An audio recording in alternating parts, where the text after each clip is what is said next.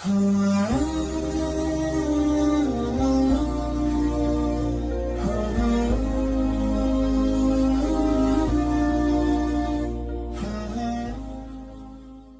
سامعین، گزشتہ ہم نے صحابہ کرام کے اوپر کیے جانے والے جو مظالم تھے قریش مکہ کی جانب سے، ان کا خلاصہ ہم نے پڑھا تھا۔ چند صحابہ کرام کا ہم نے تذکرہ پڑھ لیا تھا۔ اس سارے خلاصے کا بیان کرنے کا مقصد یہ تھا کہ ہمیں پتہ لگ جائے کہ صحابہ کرام نے جب اسلام کے لیے قربانی دی، اپنے پہلے دین کو چھوڑا، تو کس قدر ظلم و ستم ان کے اوپر کیا گیا۔ باقی ایک بہت لمبی چوڑی فہرست ہے، سارے صحابہ کرام کا تذکرہ اگر کریں تو کئی ہماری نشستیں اس کے اندر گزر جائیں۔ بس یہ سمجھ لیجئے کہ اور بھی بہت سارے صحابہ کرام ہیں، صحابیات ہیں، بہت ساری باندیاں ہیں، بہت سارے غلام ایسے ہیں کہ اسلام لایا تو ان کے اوپر ایسے ظلم و ستم کے پہاڑ ڈھائے گئے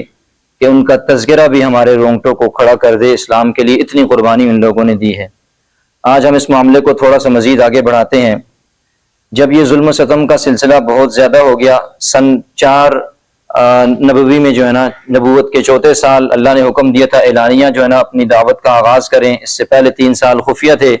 تو 4تھے سال کے شروع سے لے کر 5ویں سال کے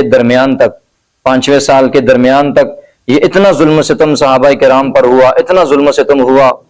کہ آپ صلی اللہ علیہ وسلم جو نئے صحابہ کرام، نئے لوگ ایمان لاتے تھے، ان کی قرآن نے ہم نے پڑھا تھا نا کہ ان کی قرآن مجید کی تلاوت ان کو سکھانا، اور پھر اس کی جو ہے نا ترجمہ اور تفسیر سکھانا، حکمت اور بصیرت سکھانا، اس کے بعد ان کا تزکیہ کرنا۔ تو یہ تعلیم اور تزکیہ اور تربیت کے جو امور تھے یہ بہت ضروری تھے نئے ایمان لانے والوں کے لیے، اور آپ صلی اللہ علیہ وسلم چاہتے تھے کہ یکسوئی کے ساتھ ان نئے صحابہ کرام کی میں تربیت کروں، ان کی اصلاح کروں، ان کے دلوں کو پاک کروں، لیکن اس کے لیے کوئی ایسا ماحول میسر نہیں آ رہا تھا۔ اگر سرکار دو عالم صلی اللہ علیہ وسلم سامنے ان لوگوں کو لے کر بیٹھ جاتے اور حلقہ لگا لیتے تو کفار کی طرف سے روزانہ کوئی نہ کوئی نیا معاملہ ہوتا، تصادم ہوتا، ٹکراؤ ہوتا، لڑائی اور جھگڑا ہوتا، تو اس سے جو ہے نا نقصان ہوتا دین کا، اسلام کا، اسلامی جو ہے نا یہ تعلیم و تربیت کا۔ اور یہ ہوا بھی۔ صحابہ کرام جب نماز کی مختلف صورتیں شروع ہوئیں شروع کے اندر، تو مختلف گھاٹیوں میں چھپ کر کے نماز ادا کیا کرتے تھے، تھوڑے تھوڑے جمع ہو کر۔ تو ایک بار ایک گھاٹی میں نماز ادا فرما رہے تھے تو کچھ مشرک وہاں پر آ نکلے، انہوں نے دیکھا کہ یہ نئے طریقے سے عبادت کر رہے ہیں، تو انہوں نے جھگڑنا شروع کر دیا، گالم گلوچ شروع کر دی۔ حضرت سیدنا سعد بن ابی وقاص جو عشرہ مبشرہ صحابہ میں سے ہیں، وہ وہاں پر موجود تھے۔ ان کو غصہ آیا، انہوں نے ایک شخص کو زور سے ایک کوئی چیز اٹھا کر کے ماری، تو اس کے جو ہے نا جسم سے خون نکلنا شروع ہو گیا۔ تو یہ اسلام میں سب سے پہلا خون تھا جو کسی کافر کا بہایا گیا تھا۔ تو اس سے پتہ چل رہا تھا کہ یہ ایسے تصادم ہیں، اگر یہ روزانہ کی بنیاد پر ہوں، تیسرے چوتھے دن ہوں، تو ہمارا نقصان اہل اسلام کا زیادہ ہے۔ تو آپ صلی اللہ علیہ وسلم نے خود، تو سرکار کا یہ عالم تھا کہ خود جو دعوت دیتے تھے وہ سر عام دیتے تھے، خود عبادت کرتے تھے، نماز پڑھتے تھے، تلاوت کرتے تھے، سر عام جا کر کرتے تھے، کسی کی پرواہ نہیں کرتے تھے۔ لیکن صحابہ کرام کو اس ظلم و ستم سے بچانے کے لیے اور دین کی دعوت کو صحیح آگے پھیلاؤ کے لیے سرکار نے اس بات کا فیصلہ فرمایا، ہم لوگ کسی الگ تھلگ جگہ پر جمع ہو جایا کریں جہاں ان کافروں کی نظروں سے، ان کی نگاہوں سے دور میں ان کی صحیح تربیت کر سکوں، اور ہمارا یہ اسلام کا عالمی پروگرام اور نصب العین آگے بڑھ سکے۔ تو یہ مشورہ ہوا، طے ہوا۔ حضرت ارقم بن ابی الارقم مخزومی تھے رضی اللہ تعالیٰ عنہ، ان کا مکان صفا پہاڑی پر سائڈ پر تھا، اور یہ کافر جہاں پر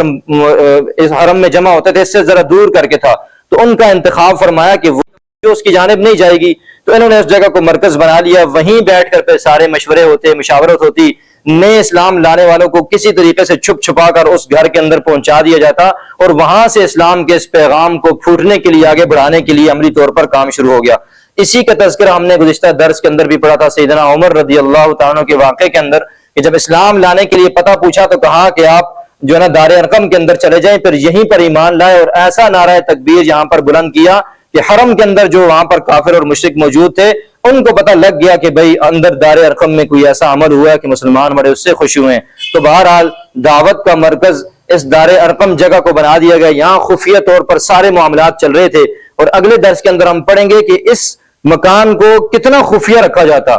کتنی احتیاط کی جاتی کہ کسی کافر کے کانوں کان اس تک خبر نہ پہنچے کہ یار ہم لوگ اس مکان میں جمع ہوتے ہیں، ایک ایک کر کے، دو دو ہو کے، جب کوئی لوگ نہ ہوتا چھپ چھپا کر اندھیرے میں چلے جاتے، وہاں پر آہستہ آہستہ جمع ہوتے رہتے، پھر وہاں پر آپ سے تشریف لاتے، انتظار فرماتے، اور ساتھیوں کی تربیت اور ان کی جو بھی آیات و احکامات ادھرتی ہوتی ان تک پہنچا دیتے۔ اب اس جگہ پر ایک پوائنٹ اور نقطے کی بات یہ سمجھ لیجئے، پوری سیرت میں نے ہمیشہ عرض کیا ہے کہ پوری سیرت کے اندر پوری سیرت کو پڑھیں گے تو بار بار ہمیں یہ بات پتہ چلے گی کہ حکمت کا اور بصیرت کا اور دین کے معاملہ فہمی کا کتنا دخل ہے دوسروں تک اسلام کا پیغام پہنچانے میں، دعوت و تبلیغ کے اندر کتنا اس کا جو ہے نا اہتمام ہے۔ آپ سمجھیں اس بات کو، قرآن مجید نے ارشاد فرمایا یریدون لیطفئوا نور اللہ بافواہہم، کہ یہ لوگ یہ چاہتے ہیں کہ اپنی پھونکوں سے اللہ کے اس اتارے ہوئے چراغ کو، روشنی کو، اللہ کے نور کو بجھا دیں۔ واللہ متم نورہ ولو کرہ الکافرون، لیکن اللہ نے اپنے اس نور کو، اسلام کو پورا کر کے چھوڑنا ہے اگرچہ کافروں کو یا مشرکوں کو ناگوار گزرے۔ تو ایک طرف تو اللہ نے یہ بتا دیا قرآن کے اندر کہ اسلام کی روشنی اس عالم پر پھیل کر کے رہے گی، یہ مکہ والے قریش اور مشرک جتنی مرضی دشمنی کر رہے ہیں اللہ اسلام کا نور ان پر غالب کر کے چھوڑے گا۔ اور ساتھ ساتھ ہم نے جو پہلے تکالیف پڑھی تھی آپ صلی اللہ علیہ وسلم کی، تو وہاں پر ہم نے ایک مقام پر پڑھا کہ اونٹ کی اوجری لا کر کے پھینک دی سجدے کے اندر، تو سیدہ فاطمہ تو زہرا تشریف لائیں اور آ کر کے اس کو کھینچ کر کے ہٹایا، اور پھر سرکار کے چہرے سے دوپٹے سے جب وہ نجاست کو پونجنے لگی تو سرکار نے فرمایا بیٹی غم نہ کرو، تیرے والد کا باپ کا لایا ہوا یہ دین ہر کچے اور پکے مکان کے اندر داخل ہو کر کے رہے گا۔ یہاں سے یہ سمجھیں، آپ دماغ کے اندر یہ بات بٹھائیں کہ اللہ کی طرف سے کتنی گارنٹی کہ یہ اللہ کے نور کو بجھا نہیں سکتے، اللہ اس دین کو غالب کرے گا۔ اپنی صاحبزادی کو بھی سمجھا رہے ہیں، خاتون جنت کو۔ اور اسی طرح ہم نے گزشتہ درس کے اندر سیدنا خباب بن ارت رضی اللہ تعالی عنہ سے متعلق جہاں پر پڑھا، سرکار کے پاس آئے کہ آپ دعا کریں یہ تکالیف دور ہو جائیں، تو سرکار نے ساری بات کرنے کے بعد فرمایا کہ خدا کی قسم اس دین کو اللہ تعالی سارے دنیا پر ایسا غالب کر دے گا، سارے لوگوں پر ایسا مکمل کر دے گا کہ ایک یمن کے جو علاقہ ہے صنعاء، وہاں سے ایک سوار چلے گا اور خضر موت دوسرے علاقے تک جائے گا تو پورے راستے کے اندر اکیلے سوار کو سوائے اللہ کا ڈر ہوگا، اور دوسرے نمبر پر کسی بیڑیے کا خوف ہوگا کہ وہ آ کر کے جانور میری کسی بکری کو چیڑ پھاڑ نہ دے، اور انسانوں میں سے کسی کا ڈر نہیں ہوگا کہ یہ سارا علاقہ جتنا بھی ذکر کیا گیا سارا اسلام کے تابع اور امن و امان کے تابع ہوگا۔ اب اتنی تک جو ہے نا وہ خوشخبریاں دی گئیں، بتلایا گیا سارا کچھ۔ اب یہاں سے تو دماغ میں یہ بات ہمارے آنی چاہیے، آپ اس سوال جو میں نے اٹھایا اس کو سمجھیں کہ اللہ نے بتا دیا کہ دین غالب آئے گا چاہے کافر جو مرضی کر لیں، اور سرکار صحابہ کرام کی، ازواج مطہرات کی، صحابیات کی تربیت بھی یہی فرما رہے کہ اللہ اس دین کو ضرور غالب کرے گا۔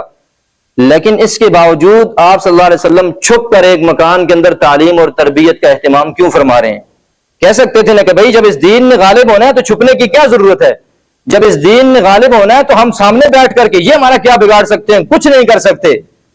تو ایسے ہو سکتا تھا، دماغ میں یہ بات آ سکتی تھی، لیکن دعوت کے اندر لوگوں تک اسلام کے پیغام پہنچانے کے اندر حکمت کا اور بصیرت کا اتنا دخل ہے کہ سرکار نے اس کو، اس انتشار کو، اس افتراق کو، اس کو سمجھ لیا کہ بھائی اگر ہم سامنے اگر اس کو کریں گے تو روز یہ آپس میں تصادم ہوگا، نقصان ہوگا۔ اور سیرت کی کتابوں نے یہاں تک لکھا ہے کہ یہ خدشہ ظاہر ہو رہا تھا اگر یہ تصادم یوں ہی چلتا رہا تو ہو سکتا ہے کہ مسلمانوں کی یہ دعوت کامیاب نہ ہو سکے اور ختم ہو جائے۔ تو اس خدشے کے حالانکہ ہو نہیں سکتی تھی، لیکن سرکار نے حکمت اور بصیرت کے پیش نظر اس کو الگ مکان کے اندر شروع کیا۔ تو اس سے ہمیشہ یہ بات ذہن نشین فرمائے، پوری سیرت کے اندر بار بار یہ نقطہ آئے گا، میں اس کو آپ کے دماغ میں اس لیے بٹھاؤں گا کہ ہم سمجھ لیں کہ حکمت اور بصیرت کا اسلام کی تبلیغ اور دعوت کے ساتھ بہت گہرا اثر ہے۔ اور میں اکثر کہتا ہوں نا کہ یہ ایسے ہی ہے کہ جیسے آپ کسی فوجی کو ٹریننگ اسلحے کی دیے بغیر اس کو میدان میں اتار دیں تو کتنا نقصان کرے گا، تو اسلام کی دعوت کی ٹریننگ لیے بغیر ایک شخص کو میدان میں اتار دیں وہ بھی اس سے بدتر نقصان کرے گا۔ وہ تو جسم کا نقصان ہے فوجی اگر اس کی ٹریننگ نہ ہو، آپ کے عقیدے کا مسئلہ ہے یا آپ کے ایمان کا مسئلہ ہے اگر ٹریننگ کے بغیر اسلام کی دعوت لوگوں کو شروع کر دیں گے۔ تو یہاں پر یہ بات سمجھ لیجیے، ہمیں اور آسان ہے اس کو سمجھنا کہ ابھی یہ 2-4 دن پہلے جو معاملہ ہوا رفال اور رافیل طیاروں کا اور ہمارے J-17 جو تھنڈر طیارے تھے، اب دیکھیں دونوں کے اندر جو ایک فرانس سے بنا ہوا اور دوسرا چائنا کے اشتراک سے بنا ہوا، تو ہمارے ہاں تو عمومی تاثر یہ ہے نا کہ بھئی چائنا کی چیز تو اچھی نہیں ہوتی، چل جائے تو چل جائے اور نہ چلے تو پھر ایک دن بھی نہیں چلتی۔ اب دیکھیں ایک علاقے کی معتبر کمپنی کی بہترین ترین اور اچھے جو ہے نا وہ ہمارے طیارے سے بہت بہتر اس کا سلسلہ تھا، لیکن کیوں ناکام ہوا میدان عمل کے اندر جا کر کے کہ اس کے چلانے والوں کے اندر وہ تربیت نہیں تھی، وہ حوصلہ نہیں تھا، وہ ان کی ٹریننگ نہیں تھی، وہ ہمت نہیں تھی جو ان F-17 تھنڈر طیاروں والوں کے پاس تھی۔ تو اصل چیز میدان کے اندر جا کر کے یہ ہے کہ آپ کے اندر ہمت کتنی ہے، حوصلہ کتنا ہے، آپ کی کس نیج پر تجربہ اور تیاری آپ کی کروائی گئی ہے۔ اگر یہ آپ کی تعلیم اور تربیت کا صحیح اہتمام نہیں ہے تو میدان میں جا کر آپ فیل ہو جائیں گے، چاہے کہ آپ کے پاس بہترین ترین ٹیکنالوجی کیوں نہ ہو۔ تو اسی طرح ہمارا اسلام بہت بہترین ہے، سارے ادیان سے سب سے بہترین ہمارا اسلام ہے، بلکہ دین ہے اس دور کے اندر. اللہ نے فرمایا ان الدین عند اللہ الاسلام، اللہ کے نزدیک تو دین ہے اسلام. باقی تو چٹکلے ہیں اس دور کے اندر جو لوگوں کی نفسیات سے، لوگوں کے جو ہے نا دینی، جو ان کے طبیعت سے اور نفسیات سے کھیلتے ہیں. تو اتنا قیمتی دین ہمارے پاس ہے قیامت تک کے لیے، اگر وہ ہم ٹریننگ کے بغیر، حکمت اور بصیرت کے بغیر لے کر کے میدان میں نکل پڑیں گے تو ہم اس سے زیادہ نقصان لوگوں کو کریں گے اور دین کا بھی کریں گے. اللہ ہمیں اس کی سمجھ نصیب فرمائے. اسی طرح اس سے آگے چلتے ہیں. 5ویں سال کے درمیان تک جب یہ ظلم و ستم زور پکڑ گیا بہت، تو صحابہ کرام نے اور سرکار دو عالم صلی اللہ علیہ وسلم نے نجات کے مختلف صورتیں تلاش کرنی شروع کر دی کہ بھئی اس ظلم سے ہماری جان چھوٹ جائے اور ہم کوئی الگ بیٹھ کر کے ان سے الگ ہو جائیں، کوئی ترتیب ایسی بن جائے. تو اس سے یہ معاملہ ہوا کہ اس سے پہلے یہ لوگ گئے مکہ کے مشرک، یہ کہتے تھے، انہوں نے کہا کہ ہم یہودیوں کے پاس کے کہا یہ جو ہمارا جو صاحب ہے محمد صلی اللہ علیہ وسلم یہ بھی آسمانی علوم کا دعوے دار ہے، اوپر سے جبرائیل آتا ہے، آسمان سے علوم میرے پاس آتے ہیں. تم یہودی بھی دعویٰ کرتے ہو ہمارے موسیٰ کے پاس جو ہے نا ایک ناموس آتا تھا اور فرشتہ آتا تھا آسمانی علوم، تو تم لوگ پڑھے لکھے ہو، ہم لوگ عرب کے دیہاتوں کے بدو ہیں، ہم تو لڑتے رہے ساری زندگی، علم کوئی حاصل نہیں کیا. تو ہمیں کچھ باتیں ایسی بتاؤ کہ ہم جا کر مسلمانوں سے سوال کریں، یہ لاجواب ہو جائیں، ہماری باتوں کا جواب نہ دے سکیں، اور تو ہم جتنی باتیں کرتے ہیں جواب دے دیتے ہیں، تم ذرا پڑھی لکھی باتیں ہمیں کچھ بتاؤ، ایسے سوال کہ ہم ان سے جا کر کے کریں تاکہ ہمارا جواب نہ دے سکیں اور ناکام ہو جائیں. تو انہوں نے 3 سوال ان کو بتائے. ان تینوں کا تذکرہ ہم سیرت کے سبق کے اندر، ہم درس کے اندر قرآن مجید کے پڑھ چکے ہیں. سورۃ الکہف جو اللہ نے نازل فرمائی، یہ کافروں کے 3 یہودیوں کے سوالات کے جوابات تھے. نمبر 1 یہ پوچھا گیا کہ ان سے جا کر کے پوچھو وہ جو اصحاب کہف تھے ذرا ان کا واقعہ تو بتائیں، یہ کون لوگ تھے؟ اگر یہ پیغمبر ہوا تو آسمان سے اس پر وحی آ جائے گی، یہ واقعہ ہمیں صحیح بتلا دے گا، ہمیں پتہ چل جائے کہ واقعتاً یہ اللہ کی طرف سے آیا وہ پیغمبر ہے. آسمان سے باتیں آئے بغیر یہ تمہیں اس واقعے کا بتا نہیں سکتا. دوسرے نمبر پر موسیٰ علیہ السلام اور خضر کا جو واقعہ ہے، ان سے متعلق جا کر کے ذرا پوچھو، سوال کرو، یہ خضر کون تھا، موسیٰ کون تھے، کیسے سفر میں اکٹھے ہوئے، کیا ان راستے میں سلسلہ چلا. تیسرے نمبر پہ ذوالقرنین ایک بادشاہ گزرا ہے، ذرا اس کے متعلق یہ 3 سوالات ان کو بتائے گئے.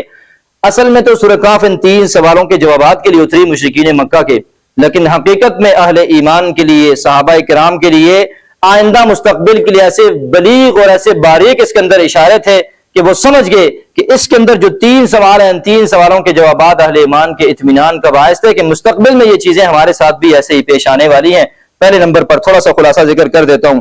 کہ اصحاب کہف کے واقعے سے اہل ایمان کے دلوں کے اندر اللہ نے کیا بات پیوست فرما دی کہ ظاہری حالات جیسے کیسے بھی ہوں، اصحاب کہف کے واقعے سے اللہ نے کیا بات ذہنوں کے اندر بٹھا دی کہ ظلم اور ستم جب حد سے بڑھ جائے. اصحاب کہف کا واقعہ یہی تھا نا کہ ایک جو ہے نا وہ چند لوگ ایمان لے آئے اور بڑے وزیروں کے اور مشیروں کے بیٹے تھے، وقت کا بادشاہ اپنی عبادت کروایا کرتا تھا تو یہ اس کا انکار کر کے اللہ وحدہ لا شریک پر ایمان لانے لگ گئے. تو ان کو اللہ نے ان کے دل میں یہ بات القاء کی، وَإِذْ يَعْتَزَلْتُمُوهُمْ وَمَا يَعْبُدُونَ إِلَّا اللَّهَ، کہ جب تم اپنے بادشاہ کو بھی چھوڑ دو گے ان لوگوں کو اور جس کی عبادت کرتے ہیں ان کو چھوڑ دو گے، اور پھر تم جو ہے نا فَأْوُوا إِلَى الْكَهْفِ، ایک غار کی طرف چلے جانا، يَنشُرْ لَكُمْ رَبُّكُمْ رَحْمَتِي مِنْ رَحْمَتِهِ، اللہ اپنی رحمت سے تمہیں نوازے گا، پھیلا دے گا تمہارے لیے. اور اسی طرح وَيُهَيِّئْ لَكُمْ مِنْ أَمْرِكُمْ مِرْفَقًا، تمہارے کام کے اندر اللہ تمہارے لیے آسانی بھی پیدا فرما دے گا. تو اس واقعے سے خلاصہ اور سبق اہل ایمان کو، صحابہ کو یہ حاصل ہوا کہ جب اپنی جگہ پر ظلم اور ستم بڑھ جائے اور وہاں پر ایمان کی اور ایمانی تعلیمات پر، اسلامی تعلیمات پر عمل کرنا مشکل ہو جائے، اس علاقے کو چھوڑ کر کسی اور علاقے کی طرف ہجرت کر لینے والے کے لیے اللہ تعالیٰ راستوں کو کھول دیتے ہیں، اللہ ان کے لیے آسانیاں فرما دیتے ہیں جیسے اصحاب کہف کے لیے آسانیاں فرما دی. اور اسی طرح پہ سورہ زمر نازل ہوئی، اس کے اندر بھی آیت تھی للذین احسنوا فی ہذہ الدنیا حسنہ، جو اس دنیا میں اچھائی کو، بھلائی کو یعنی اسلام کو اختیار کرتا ہے اللہ اس کا بدلہ دنیا میں اچھائی کے ساتھ اس کو دے دیں گے، وہ ساری زندگی یوں ہی تکلیفوں کے اندر مبتلا نہیں رہیں گے. انما یوفی الصابرون اجرهم بغیر حساب، لیکن اللہ صبر کرنے والوں کو اس کا اجر و حساب جو ہے نا بہت بہتر کر کے تھا. تو یہ جب آیات نازل ہوئیں تو صحابہ کرام کے دل میں یہ بات آ گئی کہ ہمیں بھی اس علاقے کو چھوڑ دینا چاہیے، ان اصحاب کہف کی طرح اللہ ہمارے لیے بھی ان کی طرح آسانیاں فرما دے گا، اور جیسے اصحاب کہف ظلم ستم سے بچ کے، تکالیف سے اور ان لوگوں کے ظلم سے، اللہ ہمیں بھی اس سے نجات عطا کر دے گا. تو دماغ کے اندر یہ باتیں چلنی، مجلسوں میں مشاورت شروع ہوگی کہ اس علاقے کو چھوڑ دیں، کہیں اور چلے جاتے ہیں. دوسرا تھا موسیٰ اور خضر علیہ السلام کا واقعہ. اس سے کیا سبق تھا کہ موسیٰ علیہ السلام اس بات کا اعلان کر دیا کہ سب سے بڑا عالم اس جو ہے نا روئے زمین پر میں ہوں، اور وقت کا ربی ہوتا ہے، لیکن اللہ کو یہ بات پسند نہ آئی، کہاں فلاں جگہ پر چلے جاؤ، اور پورا واقعہ ہے وہ اپنے جو ہے نا وہ ساتھی کو ساتھ لے کر کے چلے گئے. وہاں پر تو وہاں پر وہ جو 3 قسم کی جو باتیں ان سے پیش آئی، نمبر 1 کہ وہ کشتی کے اندر سوار ہوئے، اس کشتی کو جب ادھر اگلے دوسرے ساحل پر پہنچنے والے تھے، اس کا ایک پھٹا جو ہے نا وہ نکال دیا، اس کو خراب کر دیا، اس کے اندر پانی جانے لگ گیا۔ کہا کہ یہ تو غریب لوگوں کی کشتی ہے، اس کے اندر آپ نے کیسے، موسیٰ نے کہا کہ آپ اس کے اندر اس کو خراب کر سکتے ہیں، کیوں ان کا نقصان کر رہے ہیں؟ دوسرے نمبر پر تھوڑا سا آگے گئے، ایک نوجوان لڑکا ملا، اس ساحل کو پار کر کے پرلی طرف اس کو قتل کر دیا۔ کہا بغیر کسی وجہ کے، کوئی سوچے سمجھے بغیر ایک لڑکے کو قتل کر دیا، آپ کو کس نے اجازت دی اس کی؟ کہا خاموش رہو، پہلے طے کیا تھا، میرے ساتھ چلو گے تو زبان کو بند رکھنا پڑے گا۔ تیسرے نمبر پر ایک بستی میں گئے، وہاں کھانا مانگا، انہوں نے انکار کر دیا، مہمان نوازی نہیں کی ان کی، تو ایک دیوار ٹیڑھی تھی، اس کو سیدھا کر کے، اس کو جو بھی گارا شارہ لگانا تھا پلستر کر کے اس کو سیدھا کر دیا۔ موسیٰ نے کہا کہ عجیب آدمی ہو، ان کے علاقے کی جو ہے نا یہ دیوار ٹیڑھی ہوئی تھی، تو ان سے کہہ دیتے کہ ہم تمہارا یہ کام کر دیتے ہیں، اس کی اجرت کے بدلے میں ہمیں کھانا کھلا دینا۔ تو یہ خضر کا اور موسیٰ علیہ السلام کا واقعہ تھا، تو اس پر جو ہے نا ان کی جدائی یہاں سے ہوگی۔ تو تینوں واقعات کے اندر یہ بتلایا کہ پہلا جو تھا کشتی، سامنے ایک ایسے بادشاہ کا قرآن نے ذکر کیا علاقہ تھا جو ہر صحیح بہترین کشتی کو اپنے قبضے میں لیتے، یہ غریب اور یتیم لوگ تھے، تو ان کی کشتی اگر اس کو میں یہ پھٹا نہ نکالتا تو یہ وہ کشتی ضبط کر لیتا، تو یہ دوبارہ یہ پھٹا اس کو لگا کے صحیح کر لیں گے آگے جا کر، ایک تو کشتی ان سے بچا لی۔ دوسرے نمبر پر یہ جو لڑکا قتل کر دیا، ویسے کسی کو یوں قتل کرنا جائز نہیں ہے، لیکن چونکہ خضر اللہ کی طرف سے مامور تھے تو کہا کہ اللہ نے اس شخص کی جو اس کی فطرت تھی، اس لڑکے کی، وہ اتنی بری اور غلیظ تھی کہ یہ بڑا ہوتا، یہ سرکش بنتا، اللہ کا نافرمان اور کفر پر جاتا، اپنے والدین کو بھی کفر پر لگا دیتا، تو اللہ نے اس کو قتل کرنے کا حکم دیا، اس کے بدلے میں نیک اور صالح اولاد ان کو ملے گی جو ایمان پر ہوگی، اپنے والدین کا خیال بھی کرے گی۔ تیسرے نمبر پر جو دیوار تھی، کہا ان کا جو والد تھا یہ بہت ہی نیک اللہ والا بندہ تھا، اس کے نیچے اس نے ان کا خزانہ اس ڈر سے چھپا دیا تھا کہ بھائی یہ بعد میں بستی والے لوگ ان سے کہیں یہ خزانہ چھپا نہ لے نہ لیں، بچے بڑے ہوں گے اپنا خزانہ نکال لیں گے، تو اس نیک آدمی کی لاج رکھتے اللہ نے مجھے حکم دیا تھا کہ اس دیوار کو سیدھا کر دو۔ تو ان تینوں باتوں سے خلاصہ کیا نکالا صحابہ کرام کے سامنے کیا ذکر ہوا کہ یہ پتہ چلا کہ بعض دفعہ ظاہری حالات جو ہوتے ہیں اس کے بالکل الٹ، بالکل برعکس جو ہے نا اللہ تعالیٰ نتائج کو برآمد فرما دیتے ہیں۔ ظاہری صورت تو کچھ اور نظر آتی، لڑکا قتل ہو رہا ہے اور کشتی جو ہے نا وہ خراب ہو رہی ہے، اس کو عیبدار کر رہے ہیں، ادھر دیوار بغیر کسی اجرت کے بنا رہے ہیں اور اچھے لوگ نہیں ہیں، اجرت نہیں لے رہے ان سے، لیکن اس کی طے کے اندر، اس کی حقیقت کے اندر جو پنہا حقیقتیں تھی وہ تو خضر ہی سمجھتے تھے، موسیٰ نہیں سمجھ رہے تھے۔ تو بعض دفعہ ظاہری حالات ایسے ہوتے ہیں جو نظر تو بڑے برے آ رہے ہوتے ہیں، لیکن اللہ ان کے اینڈ کے اوپر، نتائج کے اوپر ایسی زبردست چیزیں عطا فرما دیتا ہے جو انسان کے تصور سے بھی بالا ہوتی ہے۔ تو یہ سکھلا دیا کہ ہو سکتا ہے کہ یہ جو لوگ یہاں پر آج تمہارے اوپر ظلم و ستم کر رہے ہیں، اللہ مستقبل کے اندر ایسے نتائج تمہیں دکھلا دے گا کہ یہی لوگ آج جو ظالم اور جابر بنے ہوئے ہیں، اپنی زندگیوں کی بھیک مانگنے کے لیے اللہ تمہارے قدموں کے میں لا کر کے کھڑا کر دے گا، تمہارے حضور پیش ہو جائیں گے۔ نتائج اس کے ظاہری حالات کے برعکس، آج تم ان کے قبضے میں ہو، کل یہ تمہارے سامنے سرنگوں ہو جائیں گے، اور فتح مکہ نے پھر دکھا دیا دیگر واقعات نے۔ اسی طرح تیسری بات اور آخری بات، ذوالقرنین سے متعلق پوچھا، ایک بڑا جو ہے نا وہ طاقتور بادشاہ تھا، قرآن نے ذکر کیا مغرب کا اور مشرق کا سفر کیا، اور بین السدین، دو پہاڑوں کے درمیان ایک راستے پر نکل گیا، تو وہاں کے جو لوگ تھے انہوں نے جو ہے نا شکوہ کیا کہ بھائی ہماری یہ پہاڑوں سے درے سے پرلی طرف جو ہے نا، دو پہاڑوں کے درمیان جو گزرگاہ درہ ہوتا ہے، تو پرلی طرف جو قوم رہتی ہے اس کو یاجوج ماجوج کہتے ہیں، وہاں سے آتی ہے اور خواہ مخواہ ہماری کمائی بھی لے جاتی ہے، ہماری محنت بھی اکھاڑ کر کے سب کچھ لے جاتے ہیں، کچھ نہیں چھوڑتے ہمارے پاس، تو یہ درے کے درمیان میں کوئی ایسی دیوار ہمارے لیے بنا دیں کہ وہ لوگ یہاں نہ آ سکیں۔ تو پھر وہ پوری ہم تذکرہ وہاں پڑھ چکے ہیں کہ کیسے سیسا پلائی ہوئی دیوار، جس کا ہم نے بھی بنیاد مرصوص پڑھ لی ہے، وہ سیسا پلائی ہوئی دیوار کیسے ان دو دروں کے درمیان میں کھڑی کر دی۔ تو اس کے بعد کیا ہوا، وہ یاجوج ماجوج یہاں تک نہیں آ سکتے، حدیث کے اندر تذکرہ پھر ملتا ہے، اور قرآن نے بھی کہ جب اللہ کا وعدہ آ جائے گا پھر ہر ٹیلے سے اترتے ہوئے نظر آئیں گے، روزانہ رات کو اس کو رہتے ہیں زبان سے چاٹ کے ختم کرنے کی، اور جب بالکل تھوڑا سا پتلا سا باریک حصہ رہ جاتا ہے تو کہتے ہیں کل پھر دیکھیں گے، بس اب سو جاتے ہیں، تھک گئے ہیں۔ تو فرمایا کہ جب قیامت کا وقت قریب آ جائے گا، اگلے دن قیامت ہو رہی ہوگی، تو یہ کہیں گے کہ انشاءاللہ کل یہیں سے شروع کریں گے، تو کل پھر وہ جگہ اسی جگہ جہاں تک انہوں نے وہ چاٹ کر اس کو ختم کیا ہوگا وہیں تک رہ جائے گی، ورنہ روزانہ وہ واپس پوری ہو جائے گا۔ تو اللہ کا یہ نظام ہے، سلسلہ ہے۔ تو اس واقعے سے بھی صحابہ کرام کے ذہنوں میں ایک بات یہ بٹھا دی گئی کہ کتنا، پہلے نمبر پر کہ اللہ تعالیٰ اپنی زمین میں سے جس کو چاہتا ہے اپنی زمین کا وارث بناتا ہے، جیسے ذوالقرنین کو بنا دیا، نیک انسان تھے، اللہ والے تھے، اللہ نے پوری زمین کا وارث ایسا بنا دیا کہ جہاں چاہتے تھے وہیں جاتے تھے، ان کی بادشاہ تھی مشرق سے مغرب تک، اور ہر جگہ تک سارے لوگوں پر ان کا حکم چلتا، اور جہاں چاہتے چلے جاتے۔ ایک تو یہ بات کہ اہل ایمان کے لیے اللہ تعالیٰ زمین کو وسعت اس کو دے دیتے ہیں اور ان کے قبضے میں دے دیں گے۔ دوسرے نمبر پر اس سے یہ بات بھی پتہ چلی کہ وقت کا جتنا بڑا بھی ظالم اور جابر ہو اور وقت کا جتنا بڑا بھی فرعون ہو، چاہے وہ یاجوج اور ماجوج کی شکل میں کیوں نہ ہو،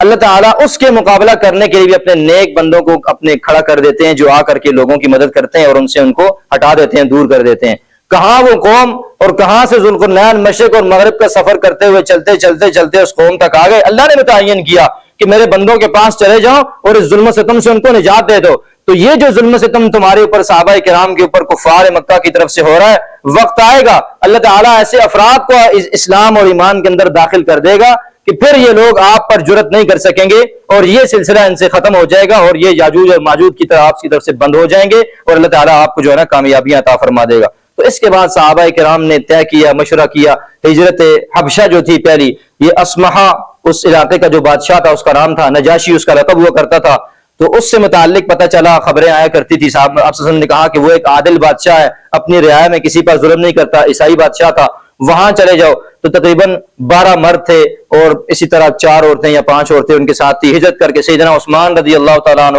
یہ امیر تھے ان کے، آپ سے ان کی صاحبزادی سیدنا رقیہ رضی اللہ تعالیٰ عنہ وہ بھی اس سفر کے اندر شامل تھی، یہ ہجرت کر کے کفار سے چھپ کر ساحل پر گئے، بحر احمر کے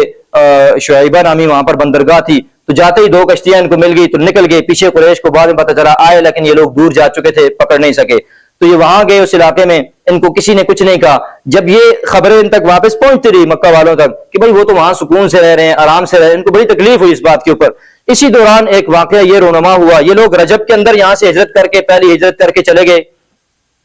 اور پھر شعبان آیا، اس کے بعد رمضان آیا، تو رمضان کے اندر سرکار دو عالم صلی اللہ علیہ وسلم حرم کے اندر تشریف لے کر کے گئے، تو دیکھا کہ قریش مکہ اور عرب کے بڑے بڑے سردار وہاں پر حرم کے اندر موجود ہیں۔ آپ صلی اللہ علیہ وسلم تو ایسا موقع تلاش فرمایا کرتے تھے، کسی سے ڈرتے نہیں تھے، ایسا موقع ہوتا بس دین کی اور اسلام کی دعوت شروع کر دیا کرتے تھے، قرآن کی دعوت۔ دیکھا کہ بڑے بڑے سرداروں کا اجتماع وہاں پر لگا ہوا ہے، تو بیت اللہ کے پاس کھڑے ہو کر حرم شریف میں آپ صلی اللہ علیہ وسلم نے سورۃ النجم کی تلاوت شروع کر دی، والنجم اذا ہوا ما ضل صاحبکم وما غوا وما ينطق عن الهوى ان هو الا وحی یوحى۔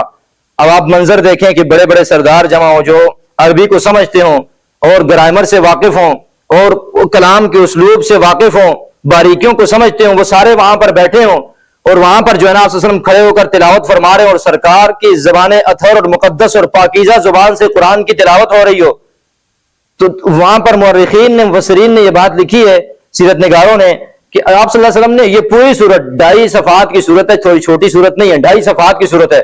ایسا سما وہاں پر بندہ کہ سرکار نے 2.5 صفحوں کی پوری سورت وہاں پر کھڑے ہو کر سنا دی۔ کسی کافر کی کسی مشرک کی جرأت نہیں اٹھ کر کے سرکار کو جو ہے نا کہہ سکے کہ آپ ہمیں کیا سنا رہے ہیں، سناٹا سب کے اوپر چھا گیا، اس کلام کی ہیبت اتنی تھی اور سرکار کی زبان کی لذت اور مٹھاس اتنی تھی، خاموشی سے بیٹھ کر سنتے رہے قرآن کی اس بہترین آواز کو۔ اور اس کی سب سے آخری آیت جو آیت سجدہ ہے، پڑھنے لگا ہوں، بعد میں سجدہ تلاوت کر لیجئے گا، سب سے آخری آیت فَاسْجُدُوا لِلَّهِ وَاعْبُدُوا، کہ اللہ ہی کے سامنے سجدہ ریز ہو اور اللہ کی عبادت کرو، باقی بتوں کو چیزوں کو چھوڑ دو۔ بتوں کا بھی تذکرہ اس کے اندر سارا تھا، تو کہا کہ ان کو چھوڑ دو، اللہ کے لیے سجدہ ریز ہو جاؤ، اللہ کی عبادت کے لیے یکسو ہو جاؤ۔ تو اسی وقت جتنے بھی لوگ وہاں پر تھے سارے کے سارے سرکار جیسے ہی دیکھیں سما مجلس کا ایسا بند گیا وہاں پر سرکار کی اس تلاوت سے کہ سرکار نے جب یہ آیت تلاوت فرمائی تو سجدے کے اندر چلے گئے، تو سارے کے سارے کافر اور مشرک وہ سردار سارے کے سارے سرکار کے ساتھ مل کر سجدے کے اندر چلے گئے، سوائے ایک بوڑھے کے، اس نے جو ہے نا وہ نیچے نہیں ہوا، اس نے نیچے سے مٹی اور کنکریاں اٹھا سجدے کے اندر گر گئے۔ اب جب سجدہ کر کے واپس اٹھے تو ان کو سمجھ میں آئی،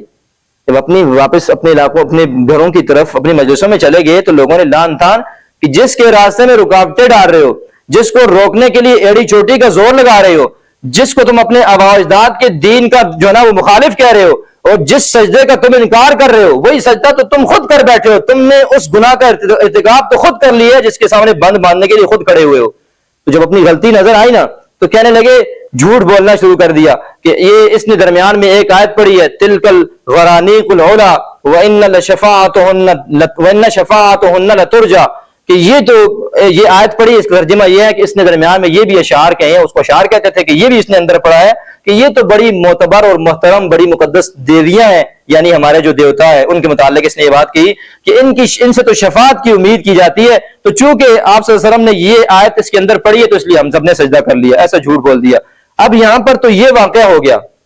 اب دیکھیں واقعات جب ہوتے ہیں نا کسی جگہ پر رونما، کوئی بات اور گفتگو ہوتی ہے نا، وہ جب یہاں سے نکلتی ہے دوسری جگہ پر جاتی ہے تو وہ کس طرح بدل جاتی ہے. یہ واقعہ یہاں سے چلتا چلتا چلتا جو لوگ ہجرت کر کے حبشہ چلے گئے تھے نا، جب وہاں پہنچا تو وہاں اس انداز سے پہنچا کہ قریش مکہ لوگ جو ہے نا، وہ سارے جو مشرک تھے، آپ صلی اللہ علیہ وسلم کے مخالف تھے، وہ سب کے سب ایمان لے آئے، انہیں تو سجدے شروع کر دیے، وہ سارے آپ صلی اللہ علیہ وسلم پر ایمان لے آئے. وہاں یہ خبر جا کر کے پہنچی تو صحابہ کرام نے رمضان کے بعد شوال میں جو وہاں پر چلے گئے تھے واپسی کا سفر باندھا، اور جب مکہ سے ایک دن کے فاصلے پر واپس پہنچے تو پھر پتہ چلا کہ وہ تو معاملہ ویسے کا ویسا ہی ہے. اصل صورتحال تو یہ تھی کہ آپ صلی اللہ علیہ وسلم نے یوں سجدہ فرمایا اور یہ سلسلہ یوں ہوا. تو بہرحال اب واپس نہیں جا سکتے تھے، کچھ 2-4 واپس چلے گئے حبشہ کی طرف، اور 2-4 جو ہے نا ادھر ادھر نکل گئے، کچھ 2-4 واپس مکہ کسی کی پناہ لے کر، کسی کی پناہ میں کہ آپ ہماری جو ہے نا پناہ، ہم آپ کی پناہ میں آتے ہیں، آپ ہمارا خیال کرو، اور لوگوں سے ہمیں بچانا، تو پناہ لے کر کے واپس مکہ کے اندر آ گئے. اب دیکھیں یہاں پر بھی 1-2 باتیں سمجھ لیجئے کہ بعض دفعہ اپنے ایمان کو، اپنے اسلام کو بچانے کے لیے ہجرت کرنی پڑتی ہے، اپنے علاقوں کو، اپنے کاروبار کو، اپنے جو ہے نا سب چیزوں کو، زمینوں کو چھوڑنا پڑتا ہے. اور پھر دیکھیں، پھر چھوڑنے کے لیے چاہے مکہ جیسا ہی وطن کیوں نہ ہو، اس کو چھوڑنا پڑتا ہے. آگے بھی ہم پڑھیں گے نا اس کو. مکہ جیسا محترم، آج ہم سارے مکہ کے لیے، بیت اللہ کے لیے، بیت اللہ کی عظمت کے لیے بڑے تڑپتے ہیں، دل ہمارے پریشان ہوتے ہیں کہ وہاں چلے جائیں، اس کی زیارت کر لیں. تو اگر ایمان کو خطرہ ہو جائے تو مکہ جیسا شہر چھوڑنا بھی فرض اور واجب ہو جاتا ہے، چھوڑنا پڑتا ہے. پھر چاہے وہاں پر دوسری جگہ پر جائیں تو وہاں عیسائی اور کافر بادشاہ ہے، ابھی تو اسلام نہیں لایا تھا اس نے، کافر بادشاہ ہے، تو اس کے پاس اس کی رعایا میں بھی رہنا پڑے تو وہاں پر رہیں گے، لیکن مکہ جیسے شہر کو بھی چھوڑ دیں تو کوئی بات نہیں ہے. پھر وہاں سے واپس آئیں تو پناہ لینی پڑے، تو کچھ لوگوں نے مکہ کے مشرکوں کی پناہ لے لی، ان کی پناہ میں رہنا پڑے. اپنے اسلام کو بچانے کے لیے وقت اور حالات کے موافق جو بھی انسان فیصلہ کرنا چاہے اس کے اندر اسلام اس کو آزادی دیتا ہے، اجازت دیتا ہے. بہرحال یہ کسی سے مشاورت کر کے اچھے طریقے سے انسان کو پھر فیصلہ کرنا چاہیے. یہ ایک صورت اس کے اندر یہ بھی ہے، اللہ ہمیں سمجھ نصیب فرمائے. اسی طرح پھر یہ جب یہ وہاں سے واپس آ گئے، اب تو قریش مکہ جو تھے ان کو بڑا پریشانی تھی اس بات کے اوپر، یہ کچھ وقت وہاں پر کیوں آسانی سے آرام سکون سے گزار کر آ گئے. اس پر بڑی سخت پکڑ لینی شروع کی، مسلمانوں پر پہلے سے بڑھ کر ظلم شروع کر دیا کہ تم لوگ ہم سے بھاگ کر چلے جاتے ہو. تم اس بات کو پھر کسی کو بھاگنے دینے کی کوشش انہوں نے نہیں کی کہ کوئی بھاگ نہ سکے ہم سے. بڑا ظلم دوبارہ شروع کر دیا. اس ظلم اور ستم کے نتیجے میں دوبارہ سرکار نے اور صحابہ نے مشورہ کیا. سرکار نے کہا کہ دوبارہ ہجرت کرو، اسی حبشہ کی طرف ہجرت کرو. اب جو ہے نا 82 یا 83 افراد کا قافلہ بن گیا، اور 18 یا 17 یا 19 عورتیں بھی ان کے ساتھ ہو گئیں. یہ پھر لیکن اس بات پہرا سخت تھا، لیکن اللہ کی مدد اور نصرت ساتھ تھی. مسلمانوں نے اس پیغام کو اتنا خفیہ رکھا کہ یہ 83 مرد اور 18 عورتیں چھپ کر کے پھر نکل کر کے چلے گئے، قریش ان تک نہیں پہنچ سکے. بہرحال جب یہ وہاں پر آرام سکون سے زندگی گزارنے لگے، قریش مکہ کو یہ بات ہضم نہیں ہوئی کہ یار یہ ہم سے دور رہ کر اپنی دعوت کے لیے مرکز کہیں بنا رہے ہیں، یہ زیادہ ہو رہے ہیں. پہلے 12 13 14 15 گئے تھے، اب تو یہ 100 کے قریب لوگ چلے گئے. یہ تو سلسلہ بڑھتا رہا تو سارے نکل کر وہاں تو پوری سلطنت قائم کر لیں گے، پورا علاقہ ان کے قبضے میں آ جائے گا. ان کو سکون نہ ہوا. مشاورت کی 2 بندوں کو، عمر بن عاص مسلمان نہیں ہوئے تھے، عبداللہ بن ربیعہ مسلمان نہیں ہوئے تھے. دونوں کو سفیر بنا کر کے بھیجا کہ جاؤ وہاں بادشاہ سے بات کرو، اس سے کہو کہ یہ ہمارے چند نوجوان اور چند لوگ ہیں، بے دین ہو گئے ہیں اور نکل کر کے آپ کے پاس آ گئے، اور اس قسم کی باتیں ان کو واپس اپنے علاقے میں لے جاتے ہیں تاکہ ہمارے بڑے ان کا فیصلہ کر سکیں. یہ جو ہے نا دھوکے باز بن کے اور غدار بن کے آپ کے پاس ہیں، ہمارے حوالے کر دیں، اپنی سلطنت سے ان کو نکال دیں.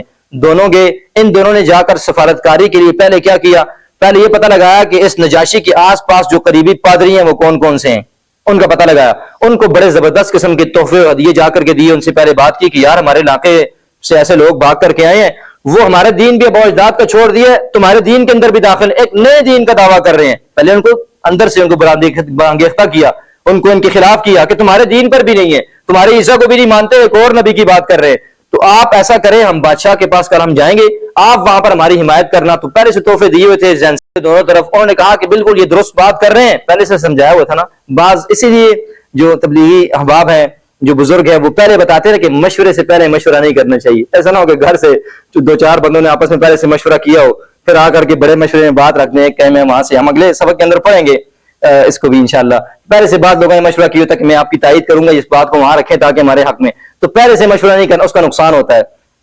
مشورے کو کھلا چھوڑنا چاہیے. تو بہرحال انہوں نے ان کو مشاورے سے بتایا ہوا تھا، انہوں نے حق میں بات کی کہ بالکل یہ ٹھیک کہتے ہیں، ہمارے ملک میں بھی انتشار ہوگا، اس نئے دین کو ماننے والے لوگ آ گئے، لوگ اگر ان کے ہاتھ پہ بیعت کریں گے تو آپ جو ہے نا ان کو یہاں سے نکال دے، بھیج دے. تو نجاشی نے کہا کہ ایسے کیسے بھیج دوں کہ ان لوگوں نے سارے دنیا سے ہٹ کر کے میرے جو ہے نا وہ ملک کو چنا، تو اس کی کوئی وجہ ہوگی. انہوں نے میرے اوپر اتنا اعتماد کیا کہ ان لوگوں سے بھاگ کر میرے پاس آئے تو میں واپس ان کے حوالے کر دوں. بلاؤں گا، ان کی بات سنوں گا، اگر بات ان کی غلط ہوئی، اگر وہ برے لوگ ہوئے، غلط وہ لوگ ہوئے، تو اٹھا کر کے ان کے ہاتھ میں دوں گا، لے جائیں گے، اگر صحیح لوگ ہوئے تو پھر الگ فیصلہ کروں گا، تو فیصلہ سوچ سمجھ کر کروں گا۔ مسلمانوں کو بلایا، جب پیغام مسلمانوں تک پہنچا، مشورہ کیا کہ ہم دربار میں جانے لگے ہیں، بادشاہ سے کیا باتیں کریں گے۔ ایک بات پر سارے متفق ہو گئے، جو مرضی ہمارے ساتھ معاملہ کرے، کہ واپس کافروں کے حوالے کرے، قید کے اندر ڈالے، قتل کروائے، کچھ بھی کرے، ہم اپنی زبان سے سچ بولیں گے، اسلام نے جو ہمیں سکھایا ہے، سچ کے علاوہ کوئی بات اپنی زبان سے نہیں کریں گے۔ چلے گئے دربار کے اندر، حضرت جعفر بن ابی طالب رضی اللہ تعالیٰ عنہ، ان کو اپنا جو ہے نا وہ اپنی طرف سے متعین کر دیا، ہماری طرف سے یہ امیر ہوں گے، بات کریں گے۔ اور وہاں پر جب تشریف لے گئے، بادشاہ نے یہی بات پوچھی کہ یہ تمہارے بارے میں شکایت آئی ہے، عرب سے بھاگ کر کے وہاں سے ہمارے پاس آ گئے ہو، اور ہم نہ تم میرا دین اختیار کیے ہوئے ہو عیسیٰ علیہ السلام والا، نہ تم ان لوگوں کے دین پر ہو، تم لوگ ہو کون، نہ تم یہودی ہو، تم کیا چیز ہو؟ حضرت جعفر تیار، حضرت جعفر بن ابی طالب رضی اللہ تعالیٰ نے جو گفتگو ان کے سامنے فرمائی، میں تھوڑی سی آپ کے سامنے پڑھ دیتا ہوں۔ انہوں نے فرمایا، آپ الفاظ پر غور کریں گے کہ اسلام کی دعوت کو کیسے پیارے انداز میں اس کے سامنے پیش کر دیا، ایک ایک لفظ یقین کریں کہ ایسا ہے کہ کیونکہ یہ جو لوگ تھے پہلے جاہلیت کا زمانہ بھی دیکھا تھا، اپنی برائیاں بھی پتہ تھی، اور اسلام کا حسن بھی سامنے تھا، تو ایسی پیاری اور خلاصے اور جامع انداز میں پیش کر دیا۔ کہا کہ ہم ایسی قوم تھے جو جاہلیت کے اندر مبتلا تھی، زمانہ جاہلیت تھا، ہم بت پوجتے تھے، مردار کھاتے تھے، بدکاریاں کرتے تھے، قرابت داروں اور رشتہ داروں سے تعلق توڑتے تھے، ہمسایوں سے بدسلوکی کرتے تھے، اور ہم میں سے ہر طاقتور کمزور کو کھا رہا تھا۔ ہم اسی حالت میں تھے کہ اللہ نے ہم ہی میں سے ایک رسول کو بھیجا، اس کی عالی نسبی، سچائی اور امانت اور پاک دامنی ہمیں پہلے سے معلوم تھی، ہم نے بھی تذکرہ پڑھ لیا۔ اس نے ہمیں اللہ کی طرف بلایا اور سمجھایا کہ ہم صرف ایک اللہ کو مانیں اور اسی کی عبادت کریں، اور اس کے سوا جن پتھروں کو، جن بتوں کو ہمارے آباء و اجداد پوجتے ہیں، ان کو ہم چھوڑ دیں۔ اس نے ہمیں سچ بولنے، امانت ادا کرنے، قرابت داری اور تعلقات کو جوڑنے، اور پڑوسیوں سے اچھا سلوک کرنے، اور اسی طرح حرام کاری اور خون ریزی سے باز رہنے کا حکم دیا، اور فواحش میں ملوث ہونے، جھوٹ بولنے، یتیم کا مال کھانے، پاک دامن عورتوں پر تہمت لگانے سے ہمیں منع کیا، اور اس نے ہمیں یہ بھی حکم دیا کہ ہم صرف اللہ کی عبادت کریں، اس کے ساتھ کسی کو شریک نہ ٹھہرائیں، اور بھی بہت سارے اسلام کے کام گنوائے اور گناہ وغیرہ گنوائے، اور پھر کہا کہ ہم نے اس پیغمبر کو سچا مانا، اس کے اوپر ایمان لائے، اس کے لائے ہوئے دین خداوندی میں اس کی پیروی کی، چنانچہ ہم نے صرف ایک اللہ کی عبادت کی، اس کے ساتھ کسی کو شریک نہیں کیا، اور جن باتوں کو اس پیغمبر نے حرام بتایا انہیں حرام مانا، جنہیں حلال بتایا انہیں حلال سمجھا۔ اس پر ہماری یہ جو قوم کے لوگ آگے نا، یہ بگڑ گئے ہمارے ساتھ، یہ انہوں نے ہم پر ظلم و ستم کیا، ہمیں ہمارے دین سے پھیرنے کے لیے فتنوں کے اندر اور سزاؤں کے اندر اور ہمیں آزمائش کے اندر مبتلا کیا، تاکہ ہم اللہ کی عبادت کو چھوڑ کر بت پرستی کے اندر مبتلا ہو جائیں، اور جن گندی چیزوں کو ہم پہلے حلال سمجھتے تھے دوبارہ حلال سمجھنا شروع کر دیں۔ انہوں نے ہم پر بہت ظلم اور قہر کیا، انہوں نے ہمارے اوپر زمین تنگ کر دی، اور ہمارے دین کے درمیان ایسی رکاوٹ بن کر کے کھڑے ہو گئے کہ حالت یہاں تک پہنچ گئی کہ یا تو ہم اپنے دین کو چھوڑ کر ان کے دین میں داخل ہو جائیں، یا تو ہماری جان چلی جائے۔ تو اس حالت تک جب ہم پہنچے تو پھر ہم جو ہے نا، ہم نے آپ کے ملک گرا لی اور دوسروں پر آپ کو ترجیح دی، اور آپ کی پناہ میں رہنا ہم نے پسند کیا، اور یہ امید ہے کہ اے بادشاہ آپ ہم پر ظلم نہیں کریں گے۔ اس پر جو ہے نا نجاشی نے کہا، باتیں تو تم نے بہت اچھی کی ہیں، بالکل صحیح باتیں کی ہیں، کوئی ایسی غلط بات تو نہیں ہے، ٹھیک باتیں آپ لوگ کر رہے ہو، پتھروں کو کس لیے پوجتے ہیں اور بتوں کی عبادت کس لیے کرتے ہیں؟ تو کہا اچھا جس کلام کا تم دعویٰ کر رہے ہو، کیا اس میں سے کچھ مجھے سنا سکتے ہو جو آسمان سے تمہارے نبی کے اوپر، پیغمبر کے اوپر اترتا ہے؟ حضرت جعفر نے وہاں پر سورہ مریم کی آیات ہے نا وہ تلاوت کی سارے مجمع کے سامنے۔ تو روایت کے اندر آتا ہے کہ وہ نجاشی اتنا رویا کہ اس کے بھی آنکھوں سے آنسو جاری ہو گئے، جو مصاحب، جو پادری وغیرہ لوگ بیٹھے ہوئے تھے ان کے بھی اتنے آنسو جاری ہوئے، ان کے پاس جو صحیفے تھے وہ صحیفے بھی ان کے رونے سے تر ہو گئے، قرآن کے اثر اندازی کو، قرآن کے کلام کو سن کر۔ تو اس نے کہا کہ یہ تو اتنا بہترین کلام ہے، ساری اچھی باتیں ہیں، آپ کی چالیں یہاں پر نہیں چل سکتی، آپ واپس چلے جاؤ۔ واپس نکلے، آپس میں پھر مشورہ کیے کہ کل پھر ان کے خلاف دربار میں آئیں گے۔ بس ختم کرتا ہوں اپنی بات کو، دوبارہ دربار میں آئیں گے، اور کہا ابن بن عاص نے کہ میں کل ان کے بارے میں ایسی بات کروں گا، یعنی جھوٹ بولوں گا بادشاہ کے سامنے کہ بادشاہ اپنے علاقے سے ان کو نکال کر ہی چھوڑے گا۔ عبداللہ بن ربیعہ نے کہا کہ چلو ایسی جھوٹ بات نہیں کرنا، ہیں تو ہمارے خاندان کے لوگ نا، ہمارے اپنے قبیلوں کے لوگ ہیں۔ اس نے کہا نہیں، ان کا میں علاج کروں گا کل۔ دوبارہ اگلے دن دربار کے اندر آئے اور آ کر کے بادشاہ کے سامنے کہا آپ دیکھیں کیسے برانگیختہ کی جاتا ہے اہل اسلام کے خلاف، کیسی باتیں کی جاتی ہے۔ کہا پچھلے دن تو کہا تھا کہ تمہارے دین پر بھی نہیں ہے، اور کسی دین کا پوجنے والے اور کسی دین پر، آج ایک نئی بات گڑھ کے لیے کہا کہ یہ تو عیسیٰ علیہ السلام سے متعلق بہت بڑی بڑی باتیں کرتے ہیں، بہت برا ان سے متعلق عقیدہ و تصور رکھتے ہیں جس کو تم نبی مانتے ہو۔ یعنی کہنے کا مطلب یہ تھا کہ تہمت بھی ان کے اوپر لگاتے ہیں، بغیر باپ کے پیدا ہوئے. اسی طرح یہ بھی جو ہے نا کہتے ہیں کہ بھائی وہ تو اللہ کا بیٹا نہیں ہے. عیسیٰ علیہ السلام کو تو وہ اللہ کا بیٹا سمجھتے تھے, اور یہ تو یہ کہتے ہیں کہ اللہ کا بیٹا نہیں ہے, تو اس کا رسول ہے, بشر ہے, انسان تھے وہ. قرآن نے آیت کو بیان کیا. تو بہرحال جب یہ بات اس کے سامنے آئی تو کہا بتاؤ تم نے کیا جو ہے نا ہمارے عیسیٰ علیہ السلام سے متعلق تمہارا دین اب کیا کہتا ہے. تو کہا کہ ہمارا دین اور ہمارے رسول نے ہمیں یہ بات بتلائی ہے کہ وہ عیسیٰ علیہ السلام اللہ کے رسول ہے, اس کے بندے ہیں, اس کی روح ہیں, اور اس کا وہ کلمہ ہے جو مریم کی طرف اللہ نے القاء فرمایا تھا. وہ عیسیٰ علیہ السلام کے متعلق ہمیں اسلام یہی کہتا ہے کہ اللہ کے نبی رسول تھے, انسان تھے, اور اللہ کا روح اور کلمہ تھے جو اللہ نے جبرائیل کے ذریعے مریم کو جو ہے نا القاء فرما دیا تھا. تو اس نجاشی نے زمین کو نیچے ہو کر ایک تنکا اٹھایا چھوٹا سا, اور کہا کہ خدا کی قسم جو باتیں تم نے عیسیٰ سے متعلق کی ہے نا, وہ اس تنکے سے اس ایک تنکا بھی بڑھ کر اس سے زیادہ نہیں ہے, یہی تھا جو تم کہہ رہے ہو. تو جو پادری بیٹھے ہوئے تھے, جو ہے نا لکھا ہے سیرت کی کتابوں کے اندر, انہوں نے اپنی جو ہے نا اب وہاں پر شور تو نہیں کر سکتے تھے بادشاہ کے سامنے, کیونکہ بادشاہ کے جو ادب اور مقام اور مرتبہ ہے وہ بہت بڑا ہوا کرتا تھا, خاموش رہنا پڑتا تھا. تو انہوں نے ایسی آواز لگائی, اس قسم کی ہوں کی آواز لگائی کہ بھائی تمہاری یہ بات درست نہیں ہے, کیوں ان کی بات کی تصدیق کر رہے ہو. تو نجاشی نے کہا کہ میں پھر بھی ان کی بات کی تصدیق کروں گا, چاہے تم ہوں کرتے رہو پھر بھی. کیوں کہ جو باتیں انہوں نے بیان کی ہیں بالکل برحق عیسیٰ علیہ السلام سے متعلق بالکل صحیح ہے, تمہاری ہوں کا مجھے کوئی فرق نہیں پڑتا, میں نے جو بات کہنی تھی کہہ دی ہے. پھر کہہ دیے کہ تم میرے علاقے میں امن و امان سے رہو گے, ان کے تحائف وغیرہ واپس کر دو, آئندہ جو ان مسلمانوں کو یہاں پر گالی دے گا اس پر تاوان, اس پر حد جاری کی جائے گی, اس سے تاوان لیا جائے گا. اور میں اس بات کو پسند نہیں کرتا کہ میں تم میں سے کسی کو تھوڑی سی بھی تکلیف پہنچاؤں, اس کے بدلے مجھے سونے کا پورا پہاڑ دے دیا جائے. یعنی تمہاری رشوتیں اور لالچیں مجھے نہیں چاہیے, چلے جاؤ یہاں سے. تو بہرحال اس کے بعد ایسا ہوا کہ یہ لوگ اپنا منہ اٹھا کر کے واپس چلے گئے. جب وہاں پہنچے اب انہوں نے ٹھان لی کہ بھائی اب تو کسی طریقے بھی ہمارا کوئی کام نہیں کر رہا. نجاشی کا دربار بھی ان کو وہاں مل گیا, وہاں ان کو بالکل سکون سے رہ سکتے ہیں. اب جتنے لوگ ہم ظلم ستم کریں گے بھاگیں گے وہاں پہنچیں گے, جو اسلام میں داخل ہوگا وہاں پہنچتا جائے گا, یہ لوگ وہاں جمع ہوتے ہوتے ہوتے آخر ہم پر مکہ پر حملہ آور ہو جائیں گے, ہماری خیر نہیں ہے. انہوں نے فیصلہ کن آغاز شروع کیا. خلاصہ سمجھ لیں اس کا. انہوں نے کہا کہ اب ایک ہی صورت ہے, وہ جو ہم نے جتنی پیچھے تاریخ اور تفصیل پڑھی ہے نا کہ بار بار آپ وسلم کے پاس تشریف یہ لوگ آتے, یا آپ کے چچا ابو طالب کے پاس آتے کہ اس کو کہو بس کر دے, مختلف قسم کے حربے استعمال کرتے. کبھی وہ ولید بن مغیرہ کا جو بیٹا تھا وہ لا کر کے ان کو دیتے کہ آپ اب ہمارا جو بڑا خوبصورت نوجوان ہے اس کو لے لے, اس کے بدلے ہمیں دے دیں, ہم اس کو قتل کر دیتے ہیں, آپ اس بچے کو پال لیں. کبھی جو ہے نا وہ ابو جہل نے ایک بڑا پتھر اٹھا کر کے لایا, کہا سجدے میں جائے گا تو نعوذ باللہ اوپر پھینک دوں گا, ختم کر دوں گا. یعنی قتل تک سازشیں شروع ہو گئیں. تو یہ جب حالات سارے دیکھ لیے, ہم نے تفصیل ساری اس کی پڑھ لی ہے. حضرت حمزہ مسلمان ہو گئے, حضرت عمر مسلمان ہو گئے. انہوں نے کہا کہ اب ایک ہی صورت ہے فیصلہ کن کہ محمد کو پہلے صلی اللہ علیہ وسلم پہلے تو چھپ کر سازشیں کرتے تھے, اب اعلانیہ شروع کر دیا کہ اس شخص کو ہم قتل کر دیں گے, اس کو نہیں چھوڑیں گے, اور کوئی حل ہمارے پاس نہیں ہے اس کا. تو جب ابو طالب نے یہ صورتحال دیکھی تو انہوں نے اپنے جو عبد مناف کا جو خاندان تھے, دو ہاشم اور اسی طرح عبد مطلب, ان پورے خاندان کے لوگوں کو, دونوں خاندانوں کو جمع کیا. قبائلی جو حمیت تھی, غیرت تھی علاقے کی عرب والوں کی, وہ ان کو غیرت دلائی کہ بھائی تمہارے قبیلے کا بندہ ہے, اس کو یہ لوگ مارنا چاہتے ہیں, ٹھیک ہے جس قسم کی دعوت مرضی دیتا ہو, میں بھی تو اس کی دعوت کو قبول نہیں کیا ہوا, تو ہم کیسے دوسرے قبیلوں والوں کو چھوڑ دیں کہ وہ اس کو قتل کر دیں ہمارے قبیلے کے بندے کو.